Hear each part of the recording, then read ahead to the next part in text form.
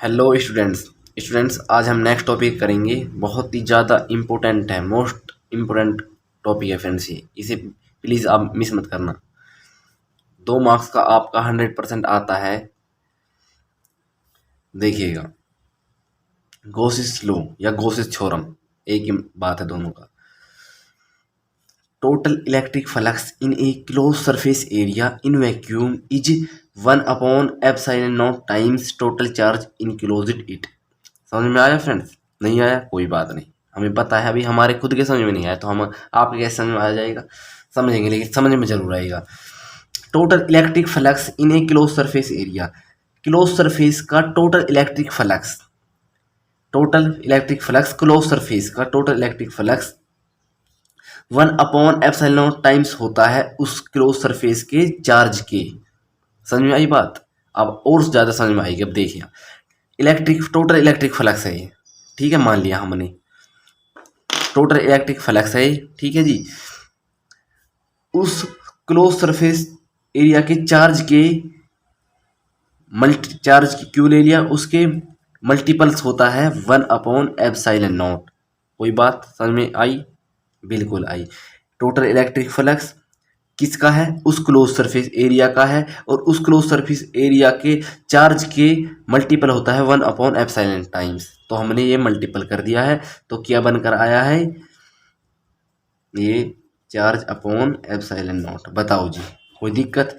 हमने सिर्फ इस गॉसिस लॉ में यही प्रूफ करके दिखाना है। अब तो हमने डेफिनेशन ने बनाया है, लेकिन अब हम इसे प्रूफ खुद से प्रूफ करेंगे कैसे आया है, ठीक है जी। वैसे मैं आपको कुछ और डीपली बताना चाहता हूँ। गॉसिस थ्योरम हमें क्या बताता है ना, पहले ये देखते हैं बताता क्या है, मतलब कहाँ अप्लाई करते हैं इसे।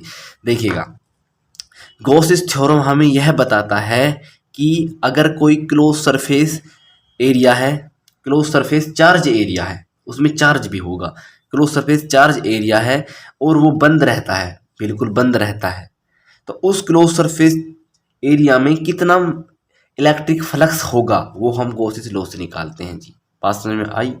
यानी कि गॉसिस लॉ से हम इलेक्ट्रिक फ्लक्स निकालते हैं, सीधी सी बात, ठीक है। अब हमारे पास एक क्लोज सरफेस एरिया है, इसके पास चार्ज है पॉजिटिव क्यू, और यहाँ पर ये अगर इलेक्ट्रिक फ्लक्स है तो इलेक्ट्रिक फ्लक्स भी किसका नाम है? इलेक्ट्रिक फील्ड लाइंस का ही नाम है, क्योंकि electric field lines crossing through a close surface area. Okay जी, हमने पढ़ा है।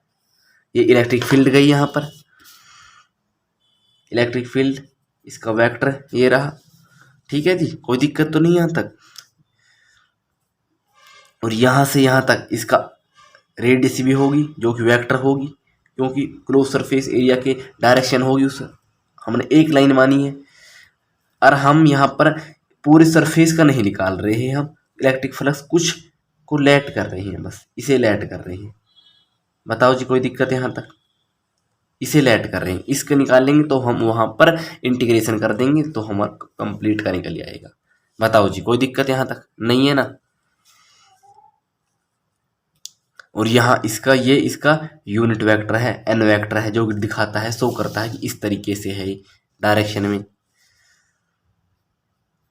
और ये इसका आर वेक्टर है, आर यूनिट वेक्टर है, क्योंकि ये तो इस एरिया का हो गया है, आर इस इलेक्ट्रिक फील्ड का हो गया, बताओ जी, एक बार और समझा देते हैं।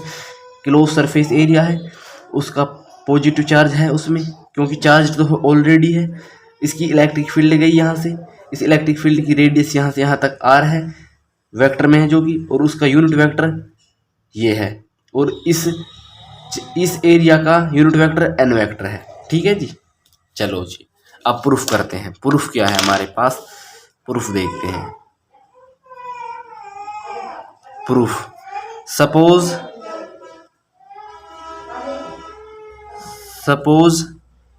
ए isolated spare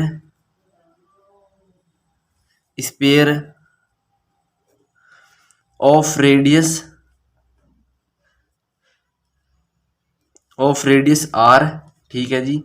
A charge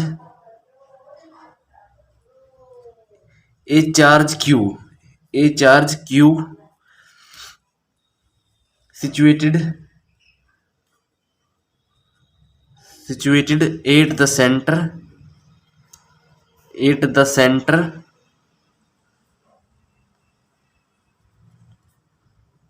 of sphere. देखना हमने क्या लिखा है। Suppose a isolated sphere, isolated मतलब फ्रेंड्स ये एक यानी कि गोलाकार यानी कि एक ढका हो कवरिंग है, कवरिंग स्पेयर है हमारे पास, उसकी रेडियस यानी त्रिज्या है आर है और एच एक चार्ज है Q situated at the centre of sphere, जो कि मौजूद है स्पेयर के सेंटर पर क्यू चार्ज। ठीक है जी, ये सिचुएटेड है क्यू चार्ज सेंटर पर। ठीक है, ये बात लिखा है हमने।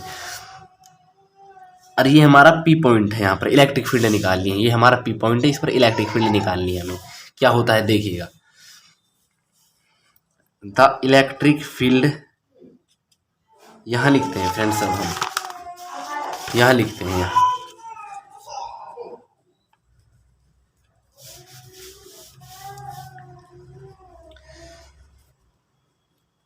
The electric field intensity 8 point P पर निकालना है। ठीक है, तो क्या होती है फ्रेंड्स, इलेक्ट्रिक फील्ड का फॉर्मूला लगा दीजिए, सिर्फ 1/4πε0 into Q upon K R square, R unit vector. R तो सिर्फ हमें उसका डायरेक्शन बता रहा है कि यानी कि उसकी डिस्टेंस की डायरेक्शन किस ओर है, सिर्फ ये बता रहा है हमें। यानी कि हम दिखा दें आपको, ये आर सिर्फ इस तरफ बताता है कि इस डायरेक्शन की रेडियस की डायरेक्शन इस तरफ है, उसके बाहर है, गोले की बाहर है फ्रेंड्स। ठीक है ना, ये बताता है सिर्फ। तो अपने कंटिन्यू टॉपिक पर आते हैं। और ds is a small surface area, small surface area, small surface area है ds हमारा। ठीक है, यहां तक कोई दिक्कत तो नहीं है आपको? बताओ जी। इलेक्ट्रिक फील्ड का फॉर्मूला लगाया हमने यहाँ पर, और कुछ नहीं किया। देखिएगा 1/4πε0/2q/r²। अब एक बात बताइए मुझे, इलेक्ट्रिक फ्लक्स का फॉर्मूला बता दीजिए। फाई ई फ्रेंड्स, ई इसलिए इलेक्ट्रिक फ्लक्स है, अगर मैग्नेटिक फ्लक्स तो एम आ जाता है यहाँ पर। क्लोज इंटीग्रल ई इलेक्ट्रिक फील्ड इनटू के ds। फ्रेंड्स बताइए यहाँ तक कोई दिक्कत तो नहीं है आपको? और फ्रेंड्स यहाँ पर हम एन वेक्टर भी लगा सकते हैं, एन वेक्टर, लेकिन दोनों की वैल्यू, हालांकि आर वेक्टर और एन वेक्टर सिर्फ ये हमें डायरेक्शन बताते हैं और कुछ नहीं, इनकी वैल्यू 1 होती है। ठीक है जी, वैल्यू पुट करते हैं। Close integral in electric field का फॉर्मूला, ये वैल्यू पुट करेंगे 1/4πε0 q/r², R unit vector and N vector. And N friends हमें क्या बताता है, बता ही देता हूँ मैं आपको। एन हमें इस स्मॉल सरफेस एरिया की डायरेक्शन को बताता है कि इस तरफ है ये। ठीक है ना, और इनटू में है ds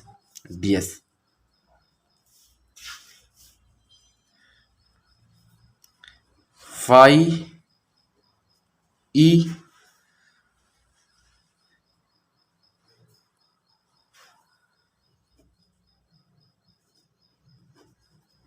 1/4πε0 q/r²। इनकी वैल्यू फ्रेंड्स 1 रख दी हमने, जो कि ऑलरेडी मल्टीप्लाई हो गई है। यहाँ पर हमने 1 लिखो या मतलब की बात है, इनटू में ds। ठीक है जी, कोई दिक्कत यहाँ तक? अब फ्रेंड्स हमें यहाँ पर इंटीग्रेशन करना है।